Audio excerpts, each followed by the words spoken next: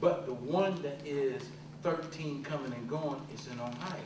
And it is the sacred grounds of the Indians. And that's the city of Lincoln Heights, which is now the village. Here is where the indigenous sovereign people have a being, as well as in Woodlawn, where there's a Kroger Plaza, where they dedicate mounds to. And you can go and walk in that park and look at all those mounds.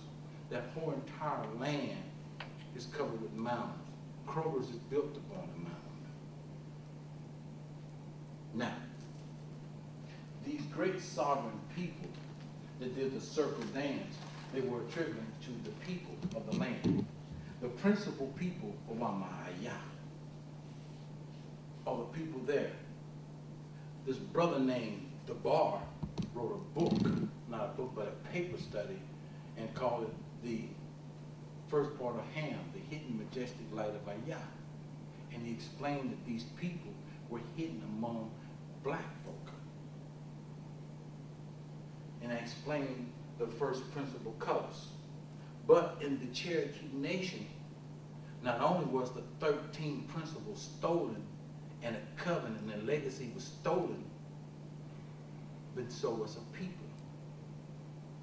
In order to create a myth that went over and made a deal with the Jewish and the African nations and brought slaves over to give you understanding that we all come from Africa. It is not true. The land was considered one landmass at one time. We are here in our own land. The lie is slavery itself. But to make it seem to happen, they went to Africa and made trade. And yeah, you got some Kunta Kintes, undeniable. You got people wanting to go back to Africa, and they say the motherland. But the motherland itself is here. And what happened is there was a group of individuals who decided they're going to control the mother.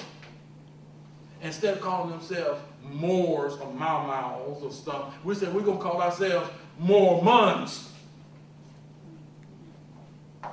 So in the Rocky Mountain of Utah, Colorado, they created their own sovereign and stole the book of the stone of the people of life from one of the priests, Indian, and created their systematic religion, language, and estate. Let me just shout at Henderson. Yeah, because then they came through here to find one of they so-called stones. Where was the Mormons' creation coming from? Where did they begin? This is history. Where did the Mormons begin? From a white man. The Mormons began in Lebanon, Ohio. That's where they began. Where did they get their stones? They got their stones right outside of Lincoln Heights. You think I'm lying? It's history. After they created and got their stone from Ohio in the Woodlawn and Lincoln Heights Valley, they start separating the lands and calling them valleys. Springdale. Dale means valley, people. Spring means water. Even Dale. Only one had a height and a mountain, and it was Lincoln Heights. Do you know your history? I do. That's why I said when we began this quest, come out of the city of Lincoln Heights. Owamaya. Deep, deep history. This is beyond Brother DeBar. Somebody asked me, why is it that we have traveled all over the world and all over this country? Why did we come back to this silly place called Lincoln Heights? I mean, it ain't the Sugar Shack. Damn, what is it? Because our spirits are connected to the sovereign land of the people and the underground. The underground of Lincoln Heights has caverns that are water, and what the military and the government did was make tunnels. Wright Pat came in and decided to make the tunnels into floors. 7 of them. 3 of them are closed to people who work at General Electric. 4 4 open. They're right around the golf carts. I used to work this, I know. Can't tell me. Been there, done it. Lincoln Heights has more rich history than you think it does. But we have been misled.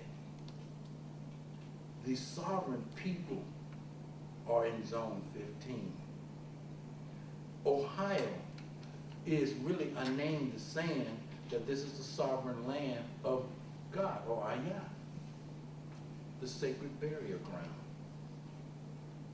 They say 7 hills, but when you technically count every last one of these hills, there's 13. Now, when the European came into the structure and met here in Kentucky, and they had the meeting, they taught them how to build their nation, and they started with 13. They used the eagle, and at first they were talking about using a vulture, because they were vulture kind of attitude, and the tree was going to be a fern. And they had a snake wrapped around it representing Kali, the snake, and said, "Don't trod on me." All this is history you can go find out yourself. Don't tread on me, thank you. Now,